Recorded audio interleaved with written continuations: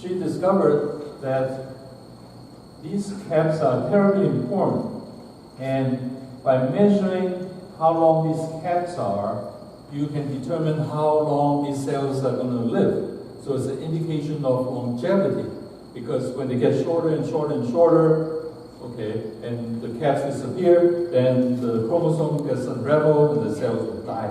Okay, so the protective caps, is a measure of cell age and thus health.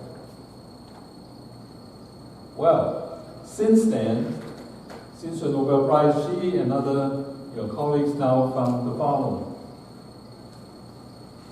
These caps better be of a certain size. Okay, if they get shorter and shorter, it's bad news. Luckily, we have enzymes in the body that when they get shorter, they can get back longer by making them longer. These are enzymes called telomerase. So when the telomerase are working well, then even if they get shorter, they get back longer, so that they stay the same length, and you can be in a more healthy state and live longer, so to speak. So telomere maintenance. As it turned out, psychological stress will inhibit telomere maintenance, and people under tremendous stress have shorter and shorter telomeres. They study people who have family members they have to take care of, who have Alzheimer's, who have chronic diseases. These are constant stress. They will take care of parents who are losing it, or have cancer. Those caretakers have shorter and shorter telomeres. And environmental stress, like acid rain, pollutants, can also make these things shorter and shorter. This is environmental stress. Lifestyle stress, and unfortunately, if you have good genetic, you inherited good genetics from the parents, and then they'll be longer than the people who don't. So psychological stress is measurable in terms of damaging to cellular health and longevity. Luckily, subsequent research showed that the shortening of the telomeres could be reversed by mind-body exercises and physical exercises. So it's something you can do something about. That's great, okay? So telomere shortening associated with age-related diseases, cardiovascular diseases, cancer, diabetes, Alzheimer's, pulmonary fibrosis, liver cirrhosis. All of these things, will happen when these things get shorter and shorter and shorter, and stress will make them shorter and shorter. But luckily, okay, physical exercise, improving your diet by taking more omega-3, fatty acids, meditation, eating well, sleeping well, positive frame of mind, okay, physical and mind-body exercise such as Qigong, all of these things will reverse the damaging effects of stress miserably in terms of the length of the telomere.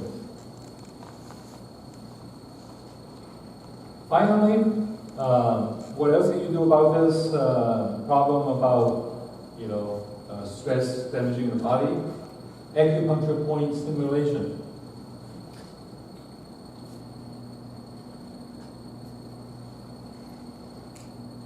Professor Steve Kane, who is right now chairman of anesthesiology at UC Irvine, together with his associate professor Wong,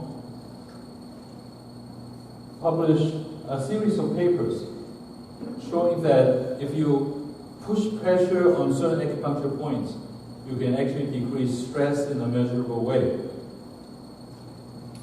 That's a giveaway. These guys are anesthesiologists. They see patients going to surgery all the time, right? And of course, the patients are stressed, particularly pediatric patients. These kids, they're going to cut you up, don't worry about it. Okay? So, here, in this study, they measure the stress level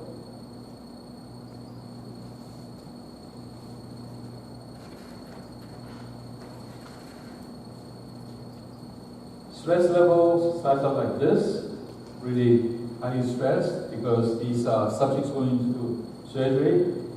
And when they put pressure on this point with their finger, okay, only, I'm going to teach you later, the stress level went down to here. When they push on a different point, no difference. This point will make your eyes look bright and your complexion. So these subjects look like $1,000,000, but they are stressed as hell. Because it's the wrong point. That I don't have time to teach you tonight.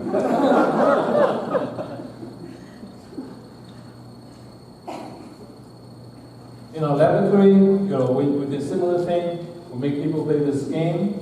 Okay, we make them push from this point that is supposed to decrease stress, and this point is supposed to make you look better. And here we measure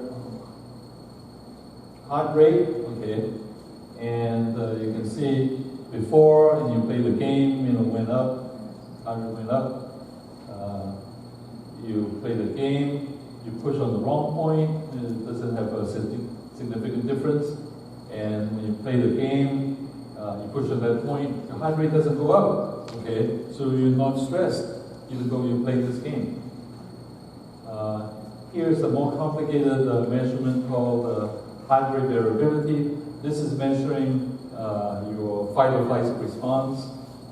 So here, playing the game is shot up, and playing the game, but push on the point, it doesn't show. So we can actually see these effects in our laboratory as well. But what I'm going to teach you tonight is a package of 5 points shown to be extremely valuable at the University of Michigan Medical School Cancer Center. Talk about stress, cancer patients. So what they found was that if they have the patients push on these points, they have a marked reduction of a cluster of symptoms. They're all related. Improved sleep, relieve pain, reduce depression, decrease fatigue, chronic fatigue syndrome. All of these improvements just from these 5 points. But they went one step further. Using brain imaging studies, they show that when they push on these 5 points, there are measurable differences in brain function that you don't get if you push on 5 other points that are unrelated. So these are points that I'm going to teach you tonight. So at this point, we will have, let's make it a 5-minute break. We need to stand up, and if you have to go, you have to go. Just come back in 5 minutes, and I'm going to start the learning session. Okay?